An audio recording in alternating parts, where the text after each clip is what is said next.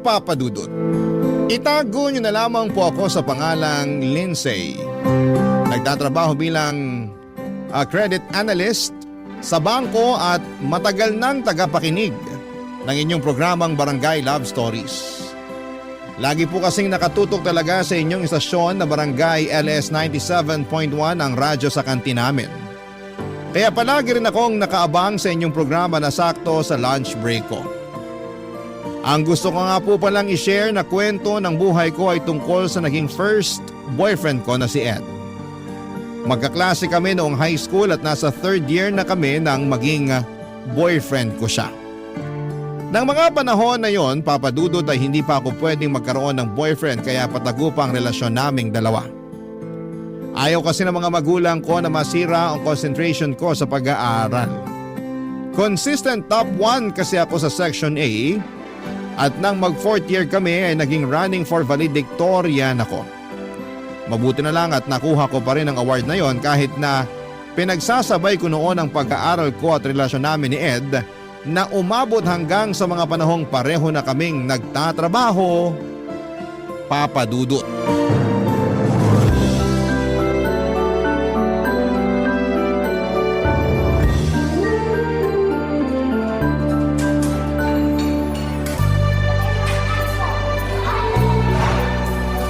Beb, eto na yung pagkain natin.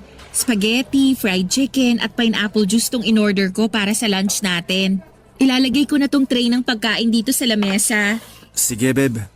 Sorry kung ikaw pa talagang umorder para sa lunch natin. Okay lang. Kasi kailangan mo ring tipirin yung huling sweldo na nakuha mo dun sa inalisan mong trabaho. Sana nga makuha ko kaagad ang back pay ko para makapag-apply na rin kaagad ako sa iba. Oh, eto pala yung plato ng pagkain mo. Ilalagay ko na dito sa harapan mo. Salamat, Beb. Baka naman nagkaroon lang kayo ng misunderstanding sa trabaho, Beb. Masyado lang talaga siyang mayabang. Kung alam mo lang sa opisina namin, sa akin palagi mainit ang mata at ulo niya eh. Paano mo naman nasabi yan? Mula kasi nang maregular ako sa trabaho, sa akin niya tinatambak ang mga trabaho na yung iba, hindi naman talaga dapat akong gumagawa. Aba, hindi na nga tama yan. Kaya nga grabe ang inis ko sa tao na yun. Pero bakit hindi mo na lang siya nireklamo sa HR office nyo? Mas matagal ang process kapag nireklamo ko pa siya. Pero kung yun ang ginawa mo, hindi mo nakakailanganing mag-resign. Yaan mo na yun. Kasi makakahanap din naman kaagad ako ng bagong trabaho. Oo nga. Pero kasi parang napapadalas na yata yung hindi mo nakakasundo ang mga nagiging boss mo sa trabaho, bebe. Beb, hindi kaya kailangan mo na mas habaan ang pasensya mo sa trabaho at sa mga boss mo? Anong ibig mong sabihin? Napansin ko lang din na madalas na boss mo ang nagiging dahilan ng pagre-resign mo sa trabaho. Beb, wala sa akin ang problema. Nasa kanila yon. Alam mo naman kung gaano ako kasipag sa trabaho eh. Alam ko yun. Mas madalas ka pa ngang mag-overtime sa akin. Pero ayun nga, napansin ko lang na hindi ka masyadong tumatagal sa mga nagiging trabaho mo. Minamalas din kasi ako sa mga nagiging boss ko. Kung hindi naman dahil sa kanila, hindi ako magre-resign. Basta wala sa akin ang problema, nasa kanila yun. Ay, baka nga nasa kanila talaga ang problema. 80th birthday nga pala ni Lola sa susunod na linggo. Samahan mo kung pumunta dun ha. Bakit naman kailangan pa kitang samahan dun? Dahil boyfriend kita. At gusto ko na makita ka ng ibang relatives ko sa birthday celebration ni Lola. Beb, nakilala ko naman na sila. Kaya hindi mo kailangan na ipakita pa ulit ako sa kanila. Palaging tinatanong sa akin ni na Mami kung kailan daw ba ulit kita isasama sa family gathering namin.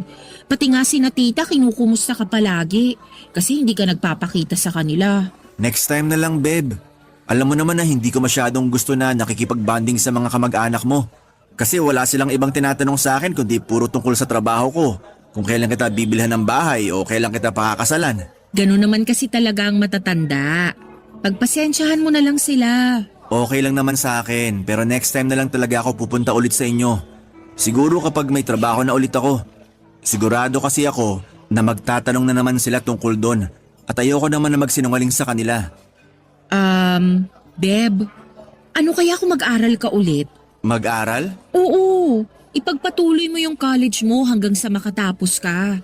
Bakit ko naman kailangan na gawin pa yon? Dahil kapag nakapagtapos ka ng college mo, mas marami kang job opportunity na pwedeng makita. Sige, pag-iisipan ko yan. Pero mukhang malabo kasi mahihirapan lang ako sa mga gastusin. Huwag kang mag-alala kasi sa oras na magdesisyon kang bumalik sa college, tutulungan kita sa lahat ng gastusin mo, Beb. Papa Dudut, mahigpit talaga ang mga magulang ko pagdating sa pag-aaral ko noon. Sobrang tutok sila sa akin lalo na ang mami ko na nagtatrabaho bilang principal sa ibang school.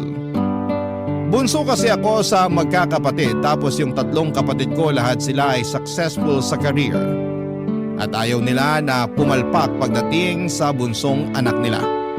Kaya lahat ng pressure ay nasa akin din noon, Papa Dudut. Magkabaliktad naman kami ni Ed pagdating sa pag-aaral. Kung anong sipag at tiyaga ko, ayun namang tamad niya na aralin ang halos lahat ng subject namin noong nasa high school pa kami. Kaya medyo bumaba rin ang grades ko noong nagsisimula pa lang ang relasyon namin. Palagi ko rin siyang tinutulungan sa pag-review at mga school project namin hanggang sa makagraduate kami. Magte-3rd year na siya sa college nang tumigil siya sa pag-aaral dahil na-stroke ang papa niya. Nagtrabaho na lamang siya noon pero 1 taon ang lumipas ay pumanaw din ang papa niya. Nang makagraduate naman ako ng college, kaagad ako nakahanap ng magandang trabaho samantalang si Ed ay nakailang palit naman ng trabaho. At 2 lang madalas ang dahilan noon. Nag-resign siya dahil nakaaway niya ang boss niya o hindi na-renew ang kontrata niya. Noong 3 taon na akong nagtatrabaho, wala akong mabigat na responsibilidad o gastusin sa bahay. Kaya naman naisipan ko na tulungan si Ed sa pag-aaral niya. At sa huli ay tinanggap niya rin ang tulong na inaalok ko para makapag-aral ulit siya sa college, Papa Dudut.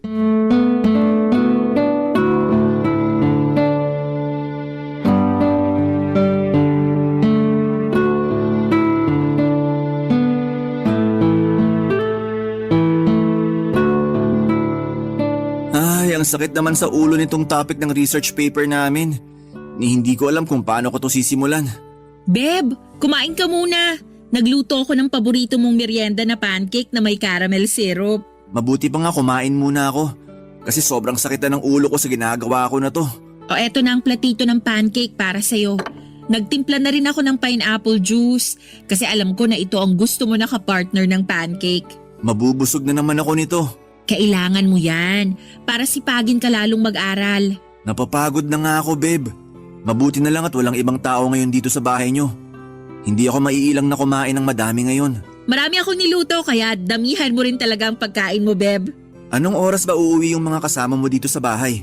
Gabi pa makakauwi ang mga yun kasi may kanya-kanya silang lakad. Saka ayos lang naman na makita ka nila dito sa bahay namin.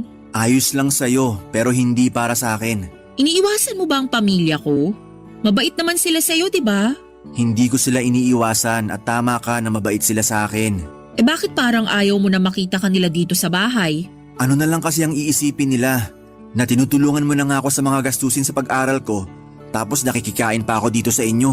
Beb, hindi naman nila alam na tumutulong ako pagdating sa tuition fee mo. Talaga? Hindi mo sinabi sa kanila na ikaw ang nagbabayad ng tuition fee ko? Oo, ang alam nila. Working student ka. Super na-amaze nga sila sa'yo kasi napagsasabay mo raw ang pagtatrabaho at pag-aaral. Nako, dapat hindi sila ma-amaze sa akin. Anong ibig mong sabihin? Hindi naman kasi totoo na napagsasabay ko yung pag-aaral at pagtatrabaho. Kasi ikaw yung totoong nagtatrabaho para sa tuition fee ko. Babe, yun lang naman ang sinasagot ko sa pag-aaral mo. Sa katotoo naman na working student ka. Nagtatrabaho ka pa rin para sa allowance at iba pang gastusin na kailangan mo. Thank you, Beba. Alam ko naman na hindi talaga madali yung ginagawa mong pagbabudget para lang mabigyan ako ng pang-tuition ko. Aaminin ko, hindi talaga madali lahat to. Pero lahat naman nahihirapan muna bago maging successful sa buhay. Pero hindi mo naman kailangan mahirapan para sa akin. Hindi mo naman talaga ako responsibilidad. Oo nga, hindi kita responsibilidad. Pero part ka ng buhay ko. Kaya gusto kong tulungan ka. Kasi naniniwala ako na magiging part din ako ng success mo sa future. Siyempre naman. Palagi kang magiging parte ng mga plano ko sa buhay. At kapag nakatapos na ako ng college, promise, babawi talaga ako sa lahat ng mga naitulong mo sa akin. Huwag mo munang isipin yung pagbawi-bawi na yan. Mag-focus muna tayo sa kung ano ang dapat nating unahin na asikasuhin sa ngayon. Kagaya na lang ng dahilan kung bakit nakakunot yung noo mo habang nakaharap ka sa laptop mo kanina. Ayun ba? Ang hirap kasi ng topic namin sa research paper. Hindi ko alam kung paano ko sisimulan ng introduction. Alam mo, feeling ko, matutulungan kita dyan. Talaga? Oo, best in thesis kaya yung ginawa kong thesis nung college ako. Patingin nga ako ng topic sa laptop mo para masimulan ko nang gawin yan, Beb. Papadudot, masasabi ko na kahit papaano ay naman ako ang pagiging matalino ng mami ko na principal at daddy ko na isang architect. Kasi hindi ako masyadong nahihirapan pagdating sa pag-aaral ko. Malaki ang naging lamang ko sa salutatorya ng batch namin noong graduate ako ng elementary. Pero nang mag-high school ako ay palaging dikit ang final grade namin ng kalaban ko sa pagiging una sa pinakamatalino sa klase. Medyo nagulo pa nang pumasok na sa buhay ko si Ed. Iba pala talaga kapag nagkaroon ka ng love life sa high school. Kahit na anong gawin ko noon, naapektuhan ang pag-aaral ko lalo na sa mga munting tampuhan namin ni Ed. Napunta ako sa top 3 noong nasa 3rd year ako pero nabawi ko rin naman ang pagiging top 1 noong nasa 4th year na ako.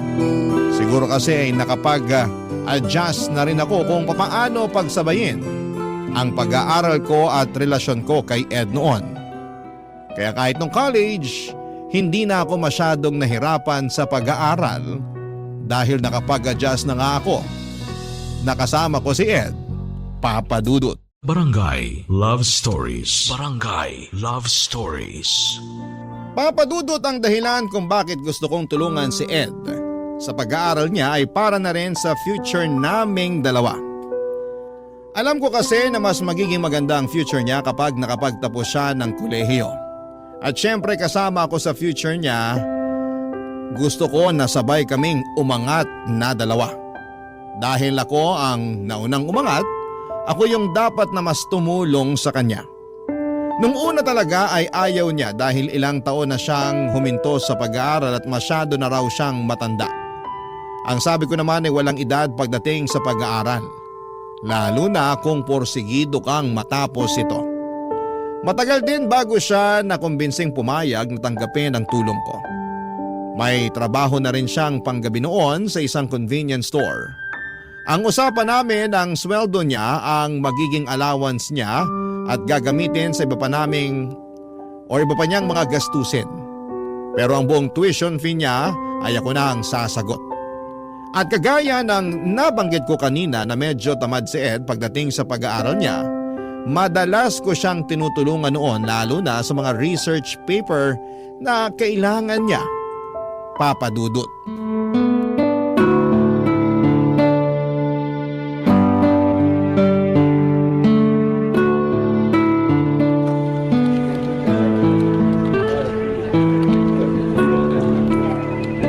Wednesday! Ba't nandito ka pa sa office? May tinatapos pa kasi ako na trabaho dito. Di ba kanina pa tapos ang shift mo? Oo, pero eto na nga. May PowerPoint presentation pa na pinapagawa sa akin yung supervisor natin. Ayoko nang ipagpabukas to kaya pinipilit ko nang tapusin ngayon. Kailan bang deadline ng ginagawa mo na yan? Mga lunchtime daw bukas. Oh, mahaba pa palang oras mo. Bakit pinipilit mong tapusin ngayon? Nag-open kasi ulit yung management ng overtime para sa araw na to. Sayang naman kung hindi ko susulitin yun. Grabe, pagdating talaga sa overtime hindi mo pinapalampas, no? Ganun talaga, Jane. Para masulit ko yung pinapasok ko dito sa opisina. Wala, Lindsay, halos araw-araw ka na nag-overtime. Uy, hindi naman. Ayaw nga pala, nag-overtime ka lang kapag inopen nyo ng management para sa atin, pero wala ka pa ring overtime na pinapalampas. Sabihin mo nga sa akin ng totoo, Lindsay, may pinag-aaral ka ba ngayon? Ha? Ang ibig ko sabihin, may pamangkin o pinsan ka bang pinag-aaral kaya grabe ka kung mag-overtime? Wala. Talaga? Kulang na lang, saluhin mo ng mga trabaho namin para lang makapag-extend ka pa ng oras dito sa opisina. Wala namang masama kung palagi ako nag-e-extend ng oras dito, di ba? Basta nababayaran lahat ng pinagtatrabahuhan ko. Oo, pero hindi mo dapat inaabuso masyado sa trabaho ang katawan mo. Nagpapahinga naman ako ng tama, Jane. Aba, dapat lang. Kasi baka naman magkasakit ka na dahil sa ginagawa mo na yan, ha? Pero, bakit nga panay ang hataw mo sa trabaho ngayon? Sinabi ko naman sa'yo na sinusulit ko lang yung chance na binibigay nila para makapag-overtime tayo. Hindi nga. Naku, parang alam ko na yan. May hinahabol kang promotion, no? Wala no. Saka kakapromote ko lang 4 months ago. Ayun na nga, kakapromote mo lang kaya hindi mo na kailangang magpakitang gilas sa kanila dito sa opisina natin. Hindi rin ako nagpapakitang gilas. Uy, sige na nga, sasabihin ko na yung totoo. Ayan, sige. Yan talagang hinihintay ko eh. Ang totoo, may gusto kasi akong bili na bagong cellphone. May kamahalan kaya pinag-iipunan ko talaga. May credit card ka naman, diba? Oo nga pero max out na yung credit limit ko. Magkano ba yan? Medyo mahal. Kasi bagong labas lang din yung cellphone sa mall. Gusto ko kasi talaga yung design saka yung specs ng phone na yun. Baka naman pasok pa yan sa credit limit ko. Gusto mo makiswipe mo na sa akin tapos hulug-hulugan mo na lang? Ay naku, hindi na. Malapit ko naman ang makumpleto yung ipon ko para doon. Sigurado ka? Oo, konti na lang naman ang kulang doon sa ipon ko. Hindi naman kita agad sisingilin kung sakaling makiswipe ka sa credit card ko, no? Alam ko naman yun. Ayoko lang din madagdagan pa yung binabayaran ko kada sweldo natin. Kaya mas okay na sa akin na pag-ipunan muna ang pambili ko sa bagay na gusto ko kaysa utangin ko pa sa iba. Hindi ka naman mangungutang sa akin eh. Makikiswipe ka lang sa credit card ko. Ganun din yun. Kailangan ko ring hulugan hanggang mabayaran ko yun sa'yo. At yan din talaga ang iniiwasan ko na mangyari. Yung marami akong hinuhulugan hanggang sa hindi ko napapansin. Wala na palang natitira sa akin. Ayan tayo eh. Tapos magkakasakit ka ng dahil lang sa isang cellphone. Hindi mangyayari yan. Nagpapahinga naman ako talaga kapag kailangan na ng katawan ko. Kaya wag mo na akong isipin, Jane. Ayos lang talaga ako. At nag-e-enjoy ako sa lahat ng overtime na ginagawa ko dito sa opisina. Papadudod sa unang semester ni Ed bilang irregular student sa third year college ay hindi ganon kabigat ang naging gastusin ko. Lalo na at bago lang din noon si Ed sa trabaho niya kaya masipag siyang pumasok. Pero nang sumunod na semester ay naramdaman ko ang bigat ng gastusin dahil sa pagtaas ng tuition fee niya. Tapos ay napadalas pa ang absent ni Ed sa trabaho dahil may mga kailangan daw siyang asikasuhin na para sa school niya.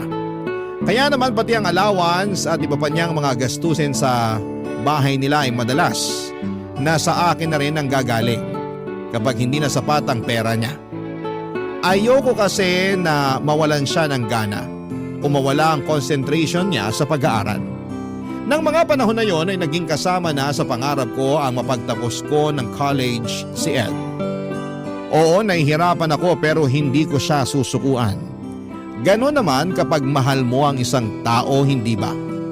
Hindi mo siya susukuan at tutulungan mo hanggat kaya mo. At yon ang ginawa ko noon, Papa Dudut.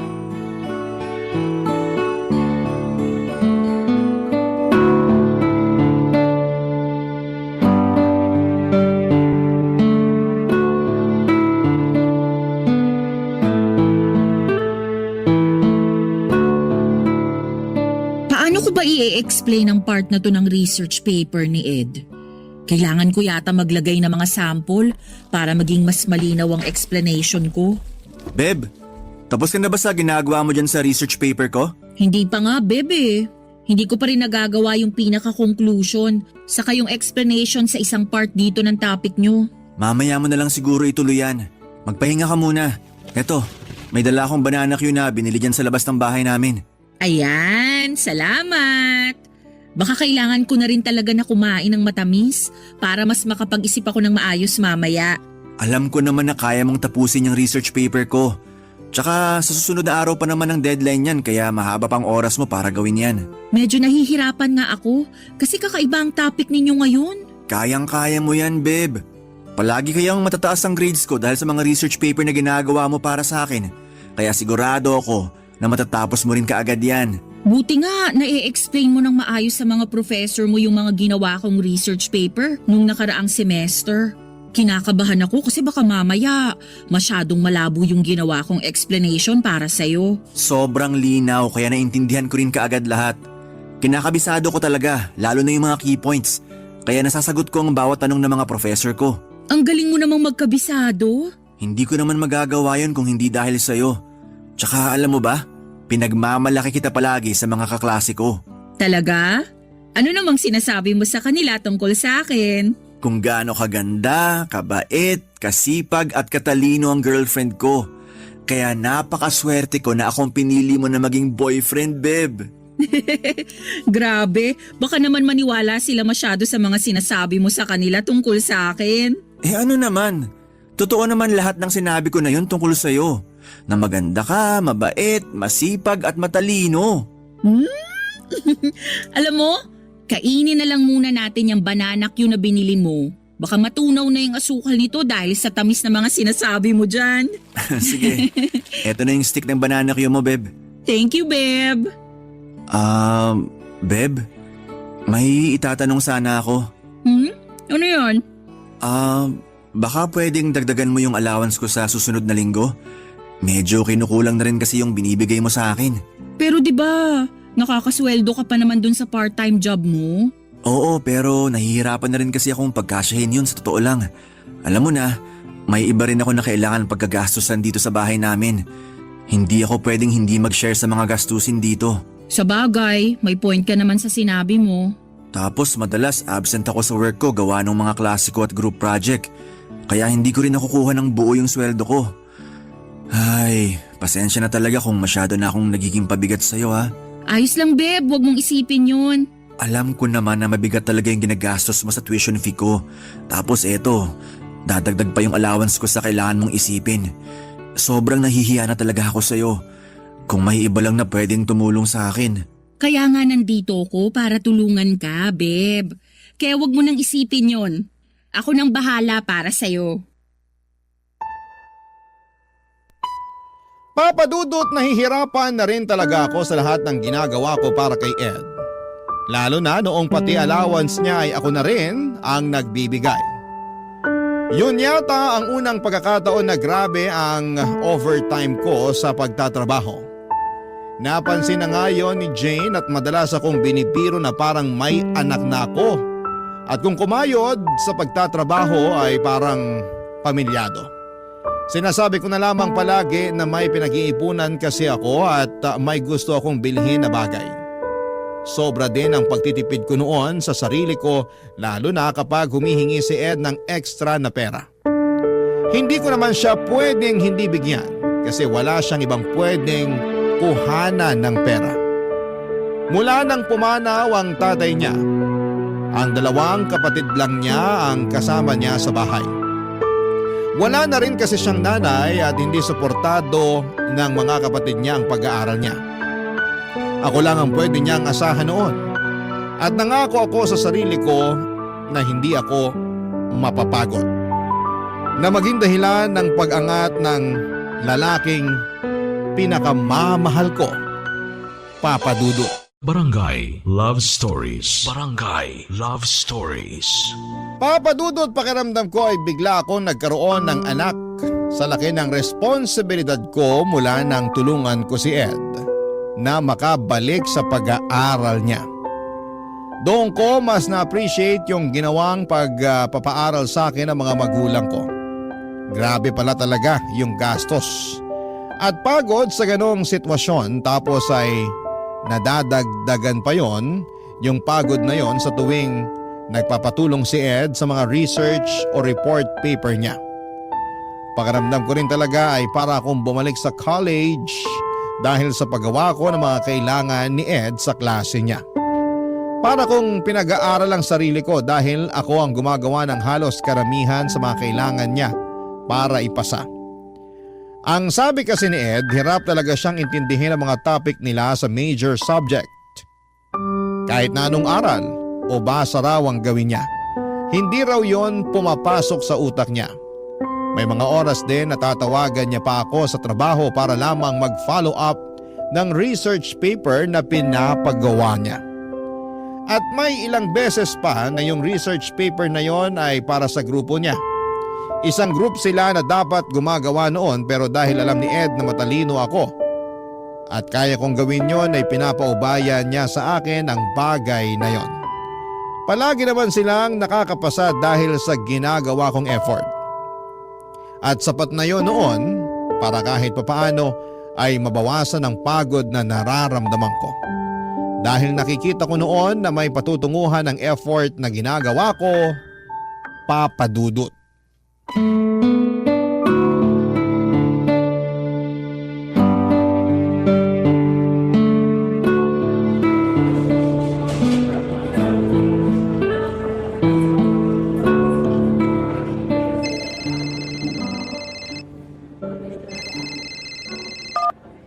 Oh Beb, napatawag ka. Busy ka ba? Hindi naman, kasi naka-lunch break ako ngayon. Magsisimula pa lang akong kumain dito sa kantin. Ayan, sakto pala ang tawag ko. Oo Beb. Bakit nga napatawag ka? Wala ka na bang klase ngayon? Mamaya pa ulit 2 p.m. ang susunod na klase ko. Itatanong ko lang sana kung okay na ba yung nirevise mo na research paper namin ng mga kagrupo ko. Hala, oo nga pala.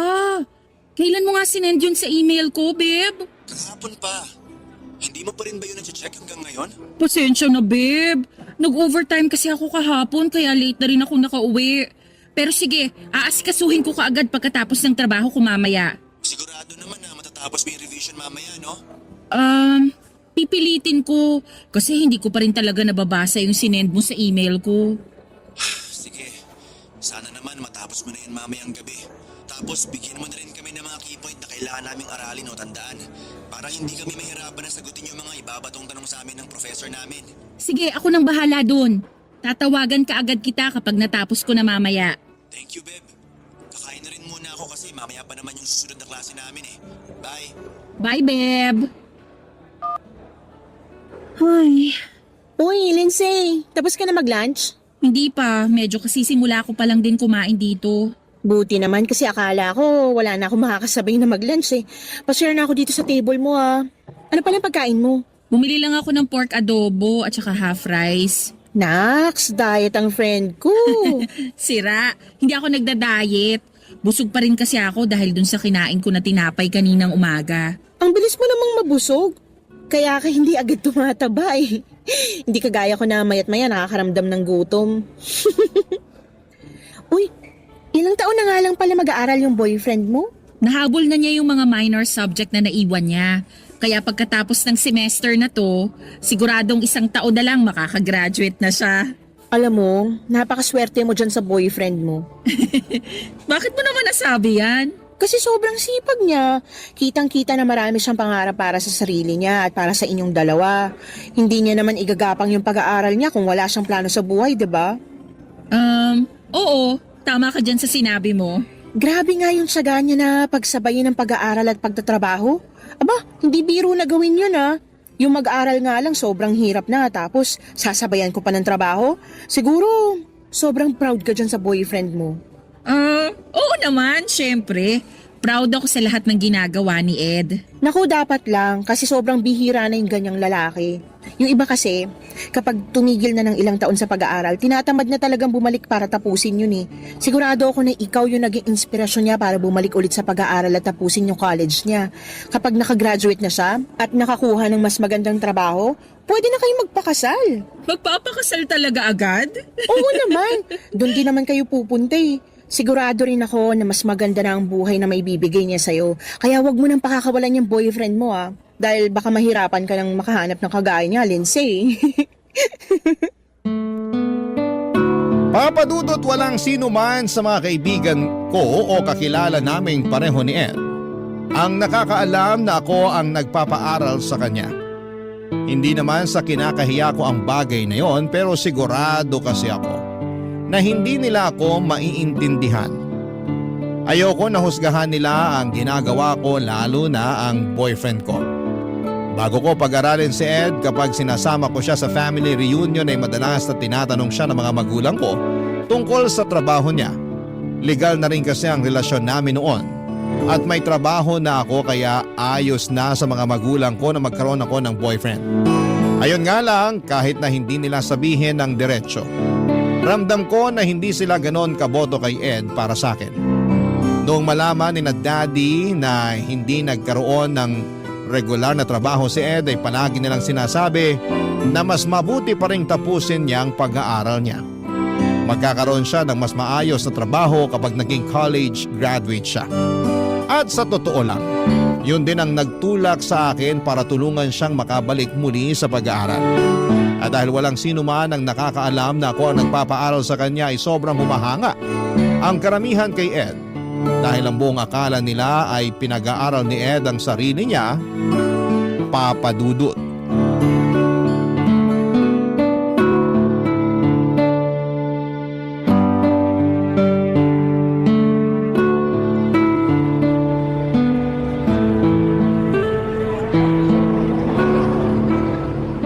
Ay, ang init naman ng panahon ngayon. Parang tumatagos dito sa hawak kong payong yung init ng araw. Bakit kasi walang dumadaan na jeep papunta dun sa bahay ni na Ed? Kailangan ko pa tuloy maglakad.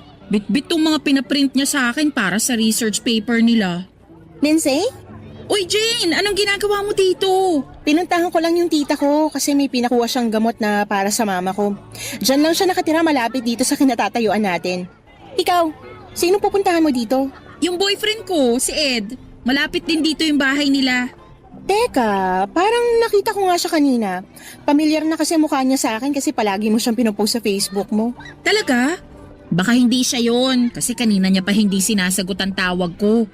Mukhang tulog pa siya hanggang ngayon. Yung gate ba ng bahay ni na Ed, color green? Oo, Tapos may mga paso ng halaman sa may harapan ng gate nila? oo, tama ka. Kung ganun, bahay nga niya yung nakita ko at si Ed nga yung nakita ko na may kausap na babae kanina. Teka, babae? Anong babaeng tinutukoy mo? Sinong babae yun? Hindi ko kilala yung babae pero nakasuot siya ng uniform. Kung di ako nagkakamali, college student siya sa university na malapit lang din dito. Tapos bago umalis yung babae, nakita ko pa na... Nakita mo pa na ano, Jane? Lindsay, sorry pero mabuti pa... Kausapin mo na lang din mamaya si Ed tungkol sa babaeng kasama niya kanina. Ano ba talagang nakita mo? Nakita ko na hinalikan ni Ed sa labi yung babae bago umalis eh. Lindsay, kailangan ko na rin umalis. See you na lang bukas sa office ha. Bye!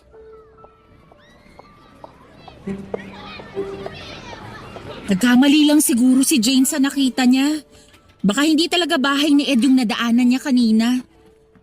Ay, makapaglakad na nga ulit.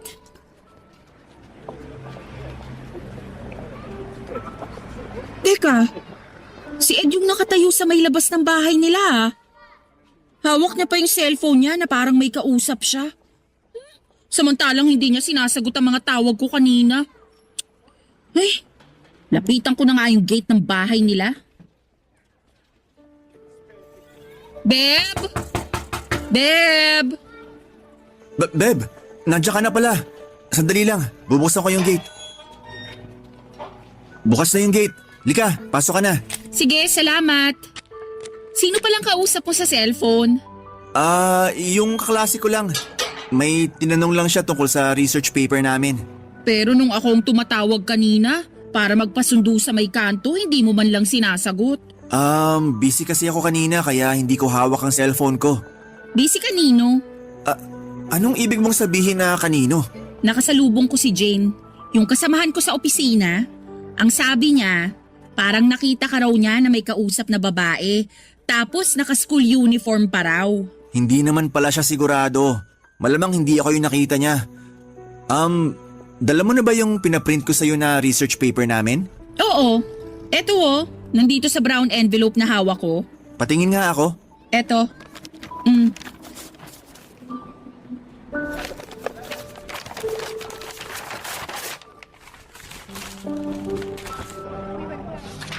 Beb, nasan yung key points na kailangan naming aralin para sa research paper na to? Yung mga possible answers na pwedeng itanong sa amin ng professor namin. Hala, wala ba dyan?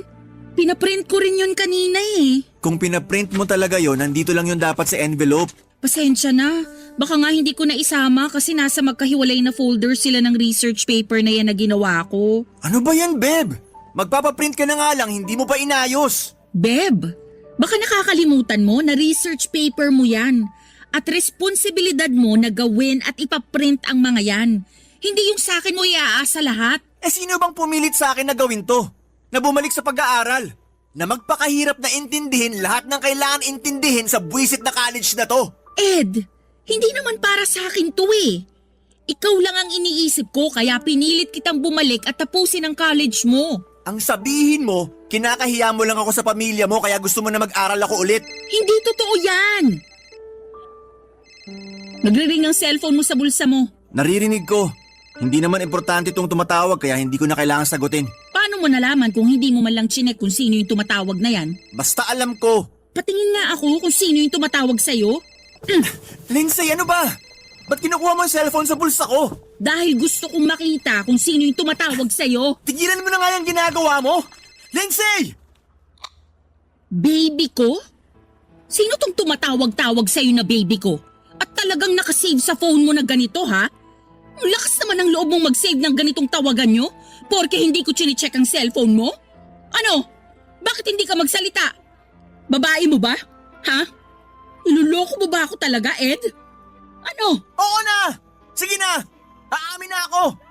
Girlfriend ko sa school yung tumatawag sa akin na yan. Pero kaya ko lang naman siya naging girlfriend kasi naiintindihan niya ako. Mas naiintindihan niyang nararamdaman ko kesa sa'yo. Hindi kagaya mo na walang ibang ginawa kundi kontrolin ang buhay ko.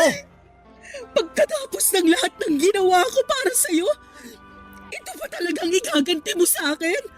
Pagkatapos ng lahat ng pagod at sakripisyo ko sa'yo, lolokohin mo pa talaga ako? Hindi naman kita pinilit na ibigay sa akin lahat ng bagay na yon, Lindsay. Hindi ko sinabi na pag-aralin at gastusan mo ko. Lahat ng yon kusa mong binigay sa akin. Kaya wag na wag mo akong susumbatan. Kasi kahit anong sabihin mo, alam ko naman na makikinabang ka rin sa akin sa oras na makapagtapos ako ng pag-aaral ko.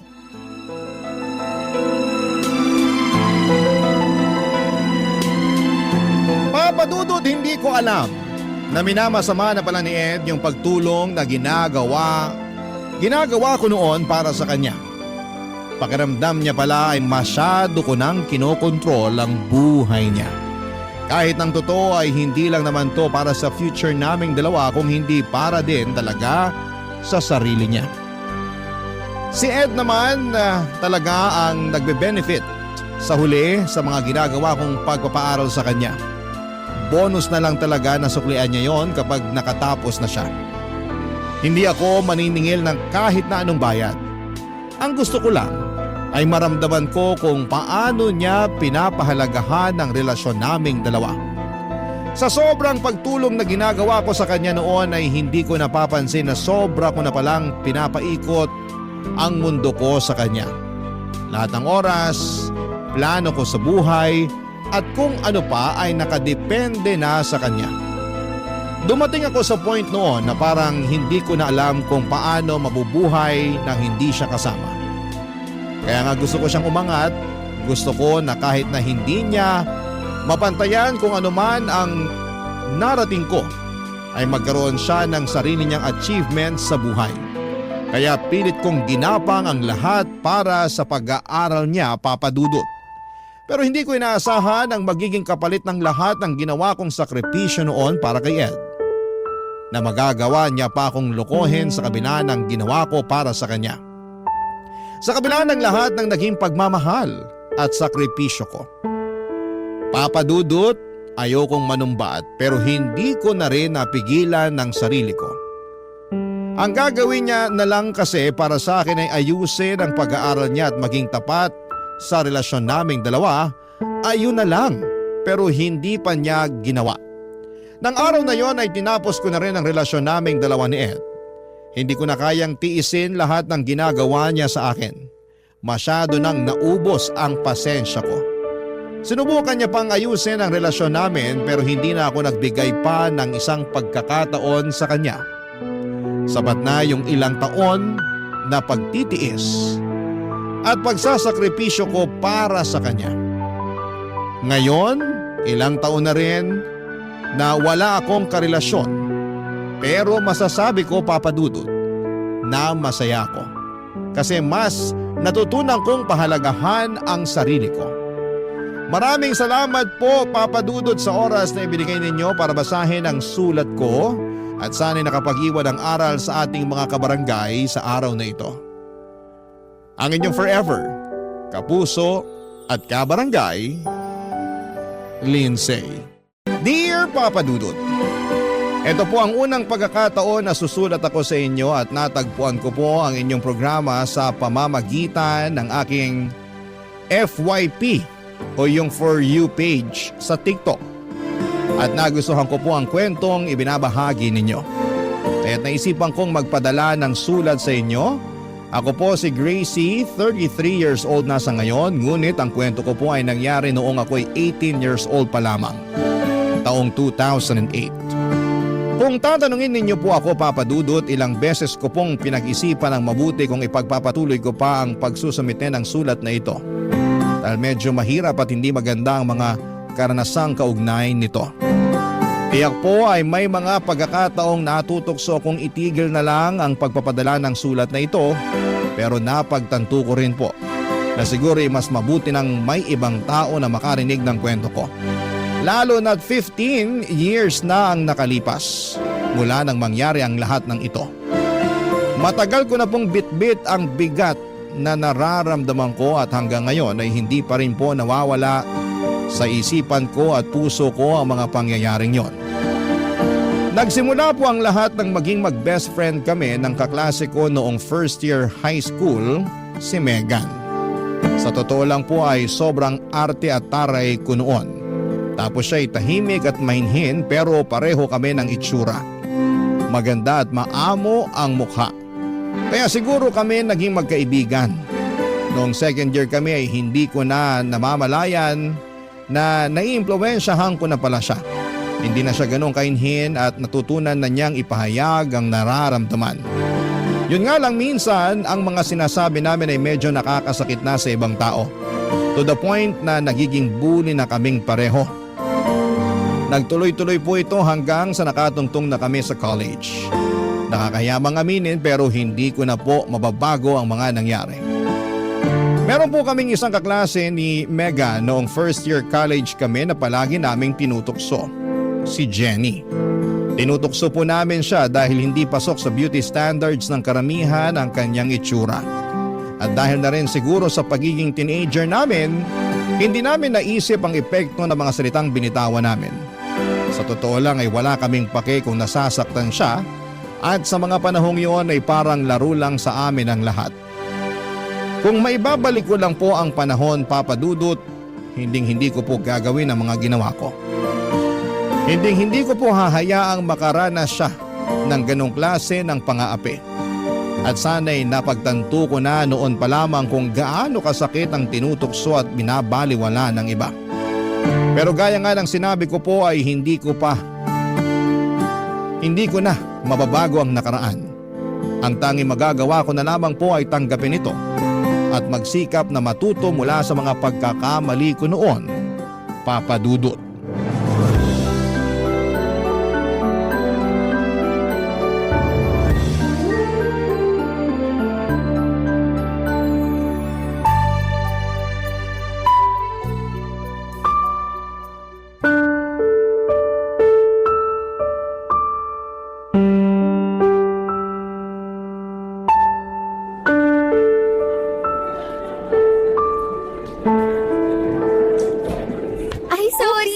Sinasadya ko. Gracie, Megan.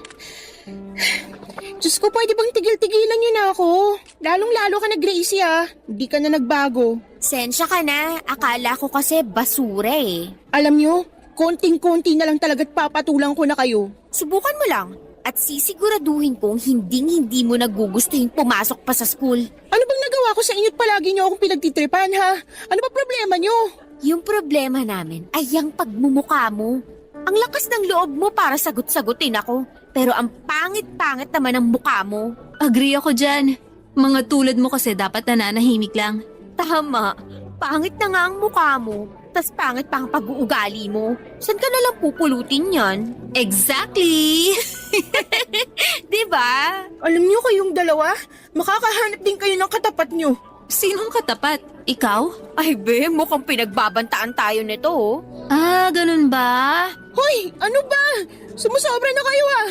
Siguro panahon na para isumbong ko sa teacher natin. Talaga Be ba? ako na to. Jenny, kung ako sa'yo, pag-iisipan ko ng mabuti ang binabalak mong pagsusumbong sa amin. Dahil pag ginawa mo yan, sisiguraduhin ko na araw-araw, uuwi ka na punit-punit yung mga libro at notebook mo. Gracie, please wag. Pinaghirapan ng mga magulang kong ginamit na pambili sa mga libro ko. Marunong ka naman pala magpakumbabae. Tama yan, dapat ganyan. Magkakasundo tayo kung ganyan ka palagi. Gracie, ba't di natin subukan ng loyalty ng babaeng to? Ay, alam ko na. May home reading report ako sa English at hindi ko pa nasisimulan yung homework ko sa math. Jenny, ikaw na kaya gumawa nun? Pwede mo naman akong tulungan, di ba? Ano? Pero bukas ng deadline nun ah. Hindi pa nga ako tapos sa home reading report at assignment eh. Ay be, pumapalag. Hoy Jenny, gagawin mo yung inuutos ko sa'yo o pagsisisihan mo na dito ka pa nag-enroll? Siguro oras na nga para isumbong ko kayo sa principal. Sige, gawin mo. Pero siguraduhin mo lang na may dala kang bala sa gera na to. Kasi kapag ginawa mo yan, pinapangako ko sa'yo na mawawala yung scholarship mo. Anong ibig mo sabihin? Babalik na rin ko ang kwento. Ipapalabas ko sa lahat na ako tong binubuli mo ng pailalim. Tas magsisilbi si Megan as witness. 2 laban sa isa, Jenny. So, sigurado ka bang kakayanin mo? Itong scholarship na nga lang ang inaasahan ng pamilya ko eh. Pwes, kung ganon, eto. May reporting nga pala ako sa science bukas. Isulat mo na lang lahat sa Manila paper yung nasa page 6 ng notebook ko. Ay, very good ka dyan, be. I know, right? Mabuti na lang at nandito si Jenny. Napaka-useful talaga kahit kailan. Sige na, gagawin ko na lahat ng pinapagawa niyo. Basta wag niyo lang akong guluhin. Good girl. Arf, arf! Be, halika na nga. Kailangan pa natin pagplanuhan ng mabuti yung upcoming party mo. Ay, oo nga pala. Pag-uusapan pa natin yung ipi-play nating music para sa party ko. Jenny, gusto mo ba makijoin? Too bad, girl. No pets allowed kasi sa bago kong apartment eh. Huy, be, wag kang ganyan. Kung tutuusin, mas cute pa nga ang aso kumpara sa pagmumukha ng babaeng yan eh. Ay nako, let's go. Kakarmahin din kayo balang araw. Hoy, witch! May sinasabi ka? Bruho ka ng taon, narinig kita. Pero since ikaw yung gagawa ng mga project ko, fine. Palalampasin ko na muna yon. Pero itong tatandaan mo. Kung may sasabihin kang masama o pangit tungkol sa amin ni Megan, siguraduhin mo lang na hindi na namin maririnig yan sa susunod. Kung ayaw mong lagyan ko ng chewing gum yung buhok mo at super glue yung upuan mo. Halika na nga, Megan. Noong mga panahong yon ay hindi ko talaga nakikita kung gaano ko na pala nasasaktan ng ibang tao sa mga ginagawa ko, Papa Dudut. Sa mga oras na yon ay pakiramdam ko ay may kontrol ako sa lahat ng nangyayari sa paligid ko. Tuwing may napapasunod akong tao sa mga gusto ko ay parang ang taas ng tingin ko sa sarili ko. Pakiramdam ko ang lakas ko at parang napaka-powerful ko kasi kaya kong gawin ang lahat ng gusto ko at makuha ang lahat ng gusto ko.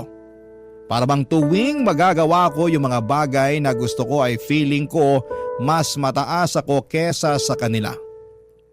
Ang mga tao ay para bang sila yung mga tools na pwede kong gamitin para mapatunayan sa sarili ko na may power ako.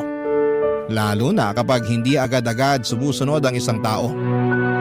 Doon ako nakakaramdam ng mas malaking challenge. Parang gusto ko pa silang subukan hanggang sa wala na silang magawa kundi ang sumunod. Ginigiit ko pa talaga. Ginagawa ko ang lahat ng paraan hanggang sa bumigay na sila.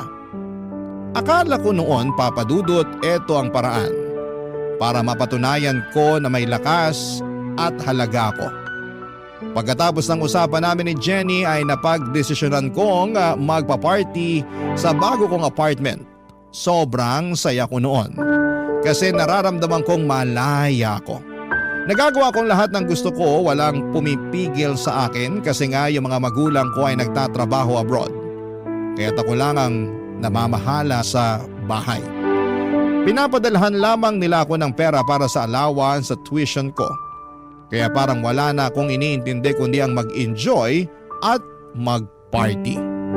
Ang feeling ko noon ay walang makakapigil sa akin at ang saya-saya ko na walang restrictions. Kaya naman todo enjoy ako at feeling ko ay parang ang saya ng buhay ko. Sobrang excited ko noong gabing yon kasi halos 20 kaibigan ko ang in-invite ko.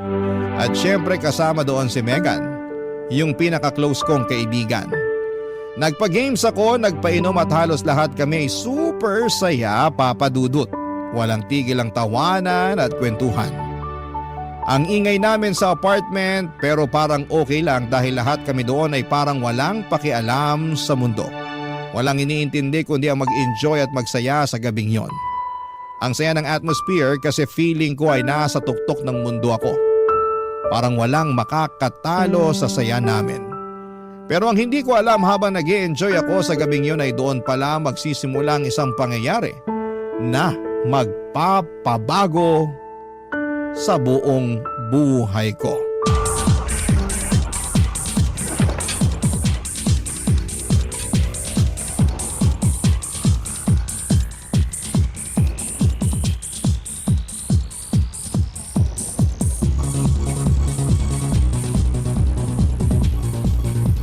Mag-enjoy lang kayo dyan, ha? Kung gusto niyo pang uminom, marami pang drinks dun sa ref at icebox. Be, mukhang success tong party mo ah. Ako pa ba? Napakaswerte mo. Nasa ibang bansa ang parents mo. Diba? Be, feeling ko ang laki ng nagastos mo sa parting to. Atin-atin lang to, ha? Pinapalitan ko yung amount sa tuition fee natin para may extra pa akong pang-gimmick at pang-chibog. Gaga ka! Paano mo nagagawa yun? Simple lang. Pinapa-photoshop ko yung statement of account natin dun sa taga-internet cafe na may crush sa akin. Ikaw na talaga. Cheers tayo dyan! Come on! Be, ano yun? Naku, kapitbahay mo yata yan. Ay, oo. Yan yung matandang nakatira sa tabi ng apartment ko. Nakita ko siya nung first day ko dito. Nag-iisa lang yan, walang kasama sa apartment. Parang wala naman yatang magawa si Lola. Hayaan mo na, titigil din yan. Anyway, balik tayo. May gusto pala sa akin yung nakabantay sa internet cafe, tapos... Hala, galit na yata. Be, hinaan na lang kaya natin yung music. Tapos ano? Magiging boring tong party ko dahil lang sa kapitbahay ko na nuknukan ng killjoy? That's it! Hoy, saan ka pupunta? Pagsasabihan ko lang yung matandang yan. Palibasa hindi nakaka-relate si Lolang uugod-ugod sa mga parties tulad nito. Ano ka ba? Wag na! Dito ka na lang. Pahinaan na lang natin yung music para wala nang gulo. Kung natatakot ka sa matandang yon, pwestibahin mo ako. Dito ka lang, magtutuos kami ng bruhang yan. Check mo na lang yung ref kung marami pang beer. Tatamaan na talaga sa akin yung matandang yan. Uy, ano to ha? Nakakatanggap pa rin ata ng love letter si Lola hanggang ngayon. In fairness sa matandang yun, may asim pa. Mabuksan na. From blah blah blah. Contact number. Ay, alam ko na. Huli ka, Balbon.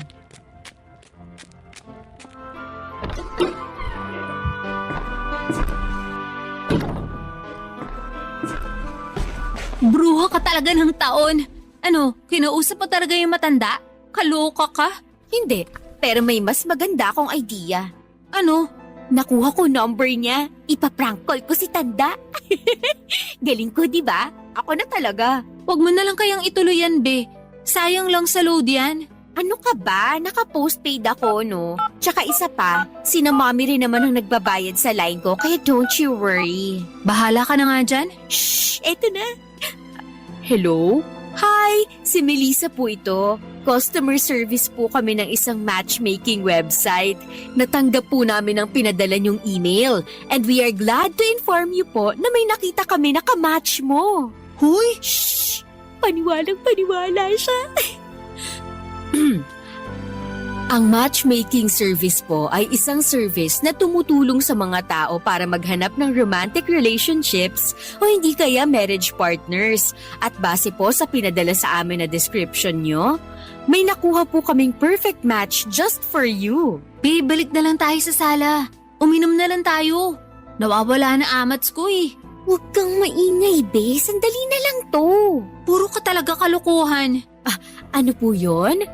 Hindi po kayo ang nagpadala ng information niyo sa amin? Baka naman po kamag-anak o hindi kaya apo niyo ang nagpadala ng info niyo sa amin. Hindi kayo interesado? Sayang naman po kasi may nakita po kaming match niyo dito. Puti ang buhok, malaki ang tiyan, uugod-ugod with a little touch of ulyanin, and most importantly, konti na lang ang natitirang oras sa mundong ito. Di, palampasin mo na nga yung matandang yan. Wala naman tayong mapapala dyan eh. Alam niyo na kung sino ang tumatawag sa inyo? Pwes mabuti naman at na-figure out mo na rin sa wakas. Hoy, matandang uugod-ugod na naging first pet ang dinosaur. Ang kapal naman ata ng pagmumukha mo para tawagin akong Bratinela. Subukan mo lang talaga na hampasin ulit tong pader at talagang ikakalat ko tong number mo sa mga naghahanap ng textmate. Diyan ka na nga! Ay, na-stress ako sa matandang yun Halika na nga, let's drink some more!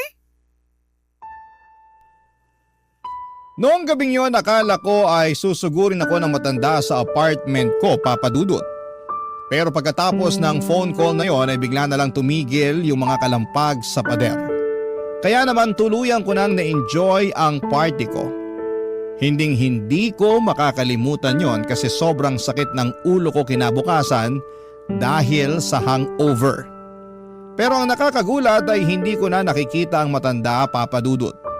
Kadalasan kasi nakikita ko pa siyang dinidiligan ng mga halaman niya o nagwawalis sa harapan ng pintuan niya. Pero ngayon ay wala na. Pati mga halaman niya ay unti-unti nang namamatay.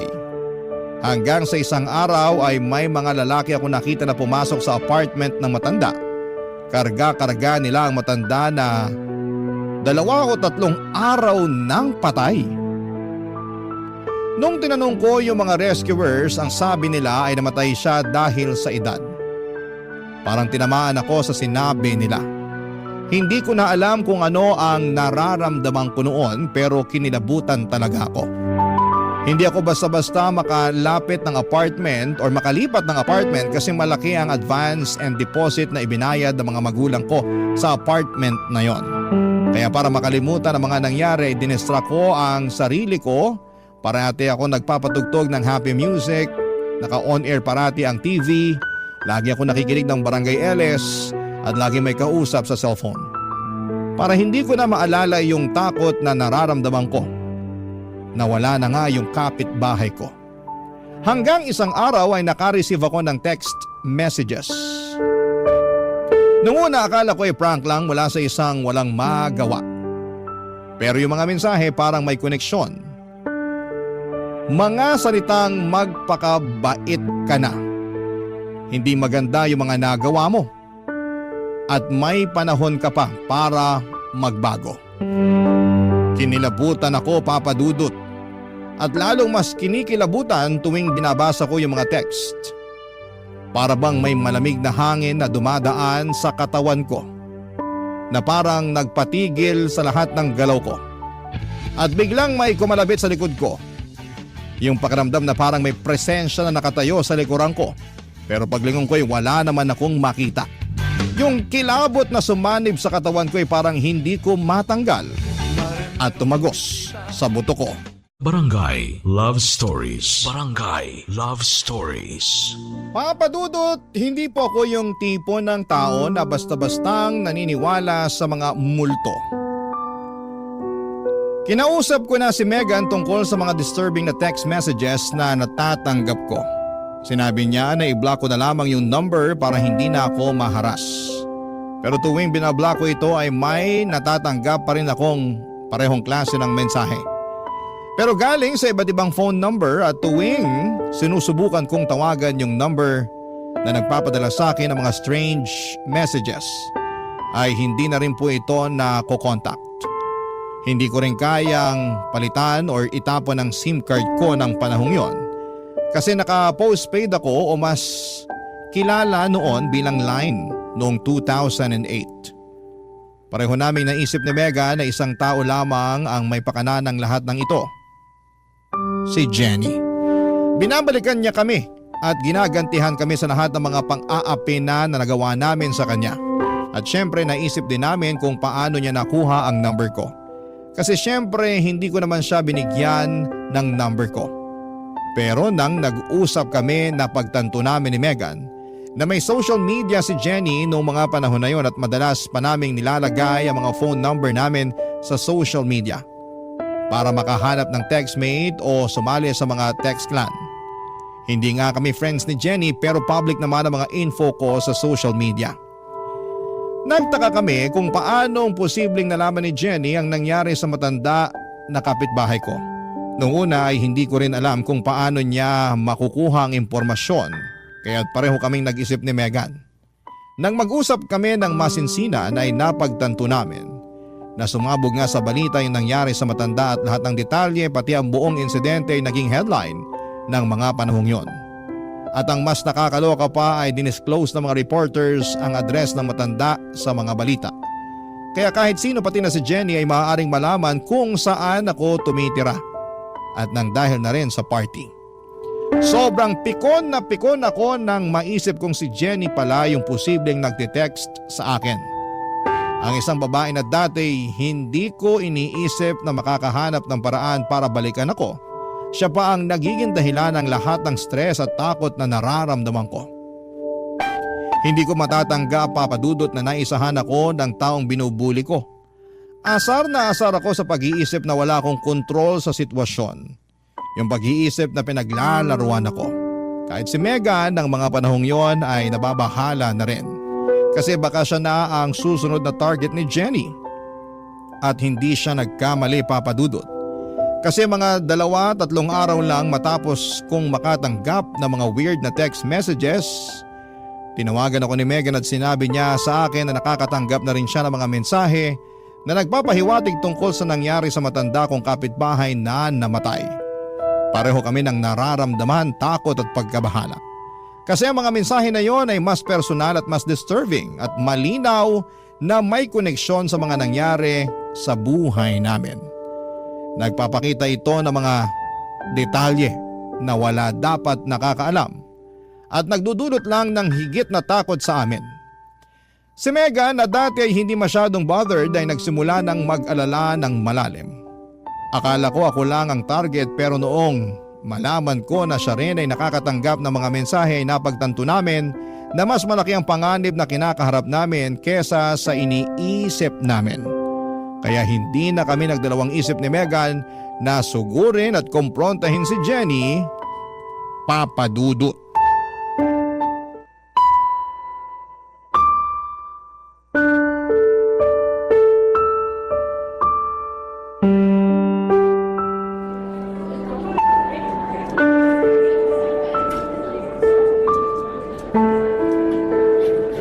Hoy babae, saan ka pupunta? Dito ka lang, may pag-uusapan tayo. Tungkol saan na naman ba to? Huwag kang magmaang-maangan.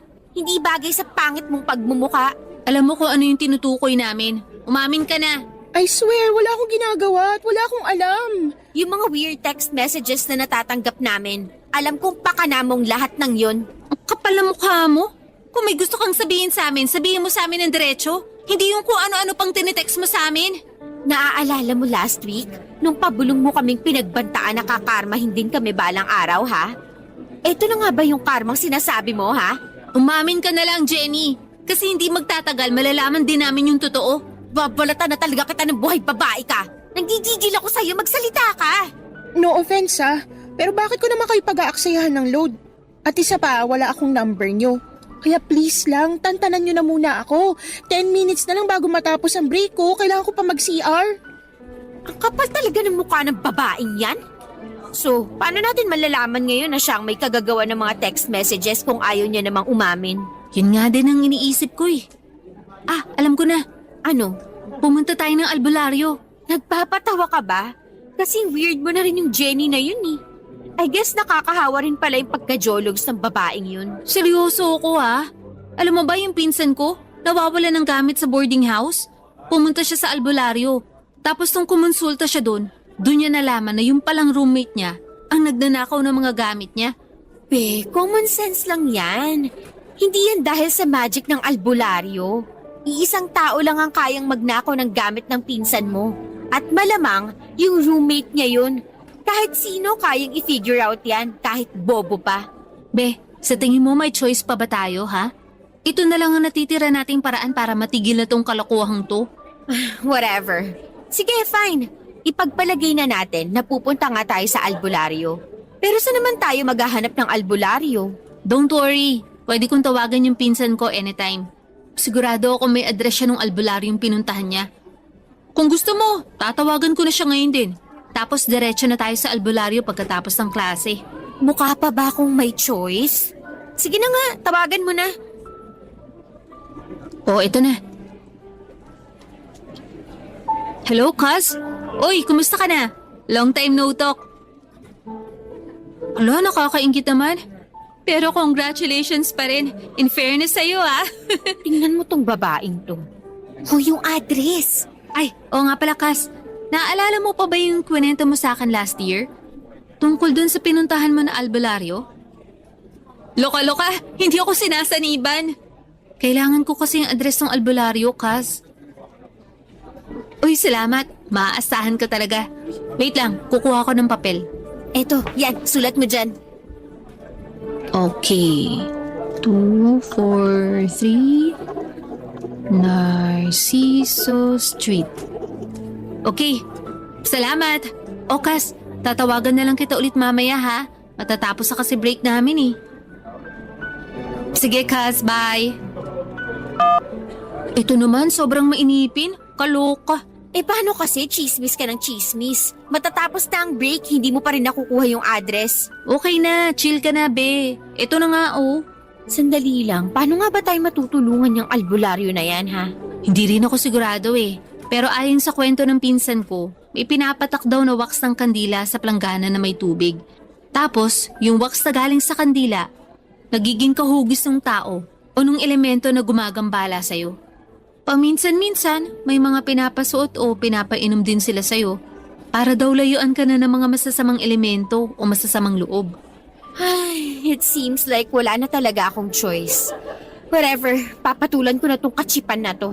Grabe ka naman, be. Malay mo, baka makatulong sa atin to, di ba? Sana nga. At sana lang wala silang ipapakain o ipapasuot sa akin na kung ano-ano. Kadiri! Can you imagine? Ang arte mo naman, be. Ikaw na nga tong minumulto eh. Gaga, hindi totoo ang multo. I'm sure na pinaglalaruan at pinapaikot lang tayo ng Jenny na yan. Be, chika na lang tayo mamaya. Babalik na ako sa upuan ko. Sige, aabangan kita mamaya sa locker mo pagkatapos ng klase. Sabay tayong aalis ng school.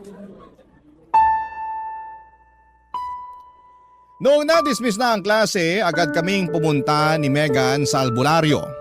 Habang naglalakad kami papunta roon ay pareho kaming kabado kasi hindi namin alam kung ano ang sasabihin ng albularyo. Laking gulat namin nung sinabi ng albularyo na may matandang babae na sinusundan daw kami. At hindi raw ito matatahimik hanggat hindi nito nakukuha ang hustisya. Hindi ko alam kung ano ang gagawin ko nang narinig ko yon kasi sobra akong kinilabutan. Sinabi na lang ng albularyo na magdasal na lamang daw kami at yun lang ang tanging paraan para matahimik ang kaluluwa ng matanda. Pag-uwi ko ng bahay, nagiging mas malala na yung mga text messages na natatanggap ko. Kung dati ang natatanggap ko lang ay magpakabait ka na. Ngayon naman ay nagiging mas seryoso at mas nakakatakot tulad ng hindi kita titigilan hanggat hindi ka nababaliw. At palagi akong nagmamasid sa'yo. Kadalasan tinatawagan ko na lang si Megan para kahit papaano ay hindi ako matakot. Sabi din ni Megan ng mga panahon na yon na pati siya ay nakakatanggap na rin ng ganong klase ng mga text messages at palala na raw ng palala. Sinubukan kong i-block ang numerong nagte-text sa akin pero ganon pa rin. Laging may bagong mensahe na dumarating. Nang mga panahong yon ay naisip ko na parang imposibleng pinagtitripan lamang ako. Sino bang mag-i-effort na magpalit ng SIM card at gumastos ng pera para lamang takutin ako ng ganito? Lalo na't alam kong medyo mahal pa ang SIM card noong mga panahong yon. Kaya kahit ako ay unti-unti ko nang naiisip na baka nga may katotohanan yung sinabi ng albularyo sa amin. At baka nga ginugulo kami ng matandang nakaaway ko.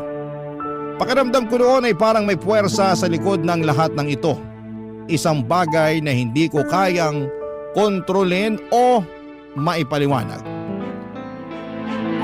Para bang may matinding galit na naghihintay lang na magpakita sa akin, Papa Dudut. Jenny, halika dito. Bilisan mo!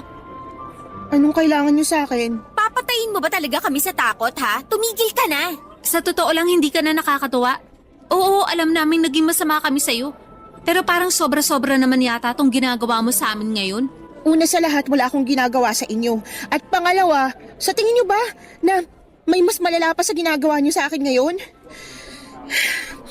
Mahal ko yung studies ko. Pero nang dahil sa inyong dalawa, unti-unting nawala yung determinasyon at drive ko na mag-aral. Aminin mo na lang kasi na talagang may kinalaman ka sa mga messages na natatanggap namin. Wala akong kailangang aminin kasi wala naman akong ginagawang masama sa inyo. Sige, ganito na lang. Titigilan ka na namin ni Megan kung titigilan mo na rin ang kakatext sa amin. Agree ako dyan. So ano na, Jenny? Hindi naman kayo nakikinig sa akin eh. Hindi nga ako nagte-text sa inyo. Alam mo ikaw, artista ka rin eh. Patingin na lang kami ng cellphone mo. Ano? Saglit lang to. Uy, ibalik mo yan! Parang awa mo na! Wala kaming ibabalik sa'yo hanggat hindi mo sinasabi ang totoo. Akin na yan! Wala kayong karapatan para gawin sa akin to! Bakit sobrang defensive mo kung wala kang tinatago? Hoy Jenny, wala kaming balak kunin yung cheap mong cellphone. Titingnan lang naman namin yung sent items ng messages mo. Pero invasion of privacy na tong ginawa nyo! Ah, talaga ba? Bakit? Yung ginagawa mo sa amin, hindi ba't harassment yon? Sinabi ko na sa inyo na wala akong ginagawang masama at paulit-ulit kong sasabihin yon. Tigilan nyo na ako! Ibalik nyo na sa akin yung cellphone ko! Gracie, may pin code yung cellphone niya. Pambihira. Hoy Jenny, ibigay mo sa amin ang pin. Wala ako ibibigay sa inyo. Talaga ba? Paano kaya kung basagin na lang namin tong cellphone mo para matigil ka na sa kakatext mo sa amin ni Megan? Huwag mong gagawin yan, please! Pinag-ipunan ko ang cellphone na yan! Ibalik nyo na lang sa akin yan, please! Parang awa nyo na! Okay. Pero sisirain na lang namin tong SIM card mo. Gracie, please! Nagmamakaawa ako sa inyo! Megan, ibalik mo na yung cellphone niya. Ha? Bakit naman, be? Ibalik mo na lang. Sige na nga. O, yan na. Maniwala kayo, hindi ako nagte-text sa inyo. Wala akong hinaharas na tao. Hindi ako katulad nyo. Be, bakit mo naman ginawa yun? Alam mo, nakakaasar ka. Malapit na natin malaman yung totoo eh. Megan, hindi si Jenny ang nagte-text sa atin. Tingnan mo to, kakarating lang yan. Mag-iingat ka, hindi mo alam kung kailan ako magpapakita sa'yo. Be, i-block mo na yan. Bilisan mo. O ayan, block na. Pero ginawa ko na to dati, di ba? Pang-10 number na ata to. Pero sigurado ako na iisang tao lang ang nasa kabila ng lahat ng to. Ang tanong, tao nga ba talaga ang may gawa niyan o multo? Mas lalo akong kinakabahan sa mga pinagsasasabi mo eh. Gracie, isipin mo to na mabuti ha. Kung buhay pa yung matandang babae na inaway mo, sigurado ko yung mga message na natatanggap mo, yun din ang mga sasabihin niya sa'yo. Alam mo, nakakatakot mang aminin, pero parang naniniwala na ako sa mga sinabi ng albularyo sa atin. Be naman eh, ito na nga ba ang sinasabi ko? Dapat kasi hindi mo na ginulo yung matandang nakaalitan mo. Tingnan mo tuloy, minumulto ka na. Nandito lang ako sa likuran mo. Ay, alam mo, mabuti nga sa matandang yun at wala na siya. Kung ano mang nangyari sa kanya, deserve niya yun. Isang gabi ko lang siya inabala pero ako halos 1 week niya na akong hindi pinapatulog ng mahimbing. Gustong gusto ko nang palitan ng cellphone at SIM card ko ng panahong yon, Papa Dudut, pero dahil nga na naka-postpaid ako at nakapangalan pa kay Mommy ang cellphone at plan ko ay wala akong magawa. Kung may sarili lamang akong pera ay matagal ko nang iniwanan yung apartment na yon, pero hindi ko din magawa kasi natatakot ako na baka hindi na ako pagkatiwalaan ni na Mommy sa mga perang pinapadala nila sa akin kapag umalis ako. Kaya't wala akong nagawa kundi ang lunukin at tiisin ang kaba at takot tuwing nakakatanggap ako ng mga mensahe. Akala ko noon ay wala nang mas lalala pa sa mga natatanggap kong messages, pero nagkamali ako. Sobra. Umabot na sa puntong nakakatanggap ako ng mga mensahe tulad ng ipaparanas ko sa iyo ang buhay sa ilalim ng lupa. at mararamdaman mo na rin ang init ng impyerno.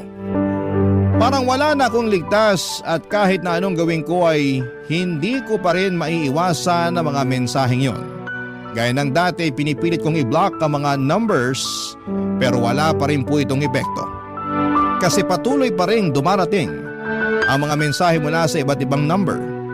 Hindi ko na rin pwedeng pagbintangan si Jenny. Kasi nakita ko naman kung paano dumating yung text message sa phone ko habang hawak namin ni Megan yung cellphone niya nung panahong yon. Kaya doon ko na talaga na lamang tinanggap na ginugulo na ako ng matanda kong kapitbahay. Dahil doon ay sinimulan ko na magtirik ng kandila sa labas ng dating apartment ng namayapang kapitbahay ko. Gabi-gabi na rin po akong nagdarasal na sana'y matahimik na ang kaluluwa niya at tigilan na niya ako. Papadudot, ang bawat dasal ko ay umaasa na sana'y marinig niya at magbago na ang lahat. Napapraning na rin po ako tuwing nasa kwarto ako kasi tuwing tinititigan ko ang pader ng bedroom ko ay naaalala ko kung paanong walang patid na pinaghahampas ng matanda yung pader. Para lamang tumigil ang ingay nung unang party ko dito. Papadudot, mas lalo ako nasiraan ng bait nung isang beses. Habang nag-aaral ako ay biglang may narinig akong sobrang lakas na kalabog mula sa katabing apartment na noong panahon na yon ay bakante na. Nung hindi ko pa sigurado kung ano yung ingay kaya't unti-unti ko nilapitan ang pader ng kwarto ko para matiyak ang narinig ko. Ilang segundo lang, dito ko na nga narinig at naramdaman ang napakalakas at nakakagimbal na paghampas ng pader. Parang hampas ng isang kaluluwa na galit na gustong iparating ang matinding puot niya sa mundong noong nabubuhay pa lamang siya, Papadudot. Barangay Love Stories. Barangay Love Stories. Halos masiraan ako ng bait at mabaliw sa takot, Papadudot. Kaya tuwing natutulog ako nung araw na yon at sa mga sumunod pa na araw ay nilalakasan ko na lamang ang TV at gumagamit na lamang ako ng earphones at MP3 player para kahit papaano ay matakpan ang lahat ng tunog at ingay sa paligid. Yung cellphone ko ay lagi nang naka-silent mode o kaya naman ay pinapatay ko. Pero may mga pagkakataong kailangan ko na itong i-on kasi may mga text si mommy at daddy na nangungumusta. Pero tuwing binubuksan ko ang cellphone ko ay parang sabay-sabay na dumarating yung mga mensahe na iniisip ko ay galing pa rin sa matandang nakaalitan ko. Yung mga text na para bang hindi lang siya nananakot, kundi parang may galit na gustong magpakita. Hindi ko rin kayang makitulog sa bahay ng kaibigan kahit na sobrang taas ng pride ko noong mga panahong yon. Mas pipiliin ko pang matulog sa kwartong puno ng mga multo kesa tumuloy sa isang bahay na hindi ko naman pag-aari. Hindi nga nagtagal, imbes na normal na text messages ang matanggap ko, this time ay nakaka-receive ako ng mga picture message o mas kilala sa tawag na MMS. Para sa mga kabarangay ninyo na hindi magets, Papadudot, ang MMS is short for multimedia messaging. Ito ang pinakasikat na way para makapagpadala ka ng mensahe na may picture or sound. Ito yung uso dati nung wala pang Facebook Messenger. Going back po sa mga nangyari sa akin ng gabing yon ay nakatanggap ako ng MMS ng isang litrato ng mukha ng babae. Galit na galit at parang may masamang balak. Ang mga mata niya ay parang sasabog sa galit. At yung itsura niya kahit sinong makakita noon ay siguradong matatakot. Sobra akong nashock at kinabahan. Kaya naman tinawagan ko kaagad si Megan. Kinuwento din sa akin ni Megan na pati siya raw ay hindi na nakaligtas sa mga mensahe. Nakatanggap si Megan ng MMS na may litrato ng apoy at kalansay. Grabe. Kinilabutan ako nang marinig ko yun kaya nagdasal na lamang ako ng taimtim at nag-isip na sana'y tumigil na ang lahat ng ito. Nang mga panahong yun ay may bigat sa dibdib ko na hindi ko kayang ipaliwanag. Yung pakiramdam na may madilim na anino na patuloy na sumusunod sa amin. Na hindi ko alam kung kailan o paano ito magwawakas. Kung may tao man na makakaintindi sa pinagdadaanan ko ngayon, yun po ay si Megan. Kaya ng gabing yon ay in-invite ko si Megan na dalawin ako sa bahay, Papadudot.